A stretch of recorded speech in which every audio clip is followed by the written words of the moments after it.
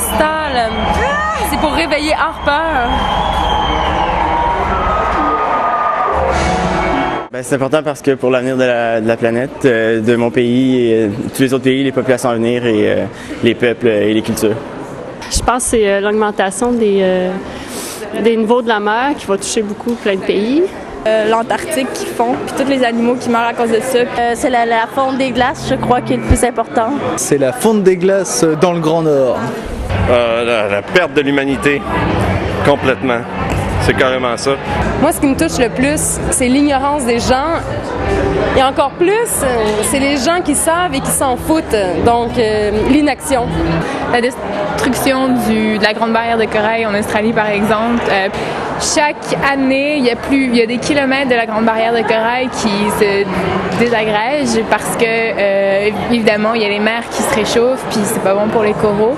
Ça détruit l'espèce de microclimat qu'il y a là-bas, puis ça détruit plein d'espèces. C'est les animaux qui en subissent les conséquences, ce qui veut dire la faune, la flore.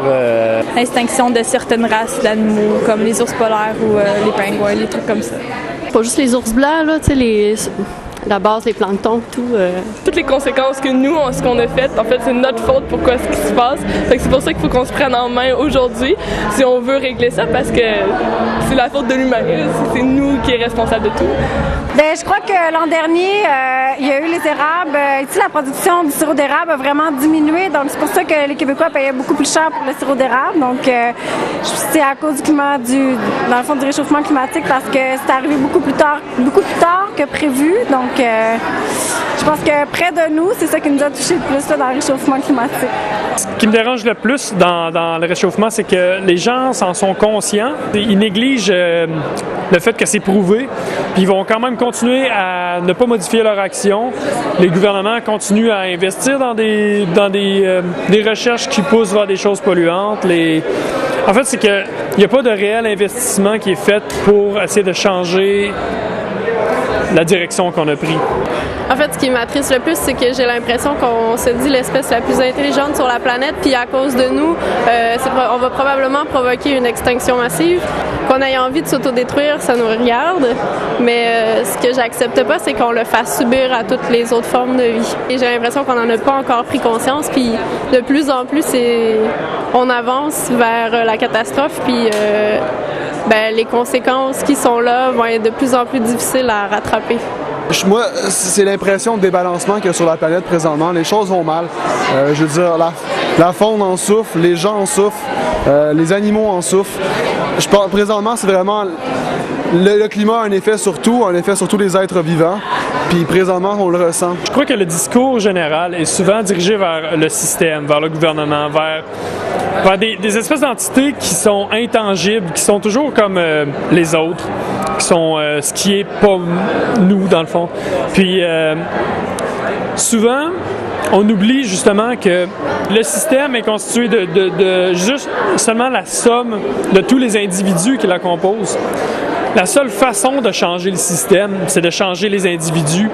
Puis si on ne se change pas nous-mêmes, je pense qu'il n'y a aucune possibilité qu'on puisse changer. J'ai pas d'auto, fait que je voyage en vélo ou en autobus, puis je trouve qu'on n'a pas besoin d'auto nécessairement. Moi, je n'imprime pas mes courriels que je reçois au bureau. Comme ça diminue le nombre d'arbres coupés pour faire du papier. Je recycle naturellement, je prends le transport en commun naturellement, mais surtout, j'ai fait du bénévolat dans toutes les causes qui ont rapport avec l'environnement. J'essaie d'en parler, de passer le message. Au risque d'être fatigante, de taper sur les nerfs, je continue de militer pour faire passer le message que c'est une problématique qu'on doit prendre au sérieux. Donc, à chaque fois que je prends un café ou à chaque fois que je vais prendre un verre ou quelque chose comme ça, j'essaie de garder mon verre. J'amène toujours ma tasse en classe, puis je fais remplir mon café. Donc, j'utilise moins de tasses comme ça. Je baisse le chauffage la nuit, je fais du compost, du recyclage. Quand je marche dans la rue, je ramasse les papiers, les déchets, les canettes, je les recycle, je vais les porter aux consignes. Je mange pas beaucoup de viande parce que le bœuf, ça... Moi, je suis végétarien principalement pour les causes écologiques. Toutes les viandes ça prend beaucoup plus de ressources pour les produire que si on utilisait des végétaux directement pour se nourrir. C'est peut-être un peu indirect, là, mais à tous les jours, en fait, j'essaie de ramasser des papiers, des déchets que je trouve par terre pour inciter les gens à faire comme moi, parce que je pense que faut prêcher par l'exemple.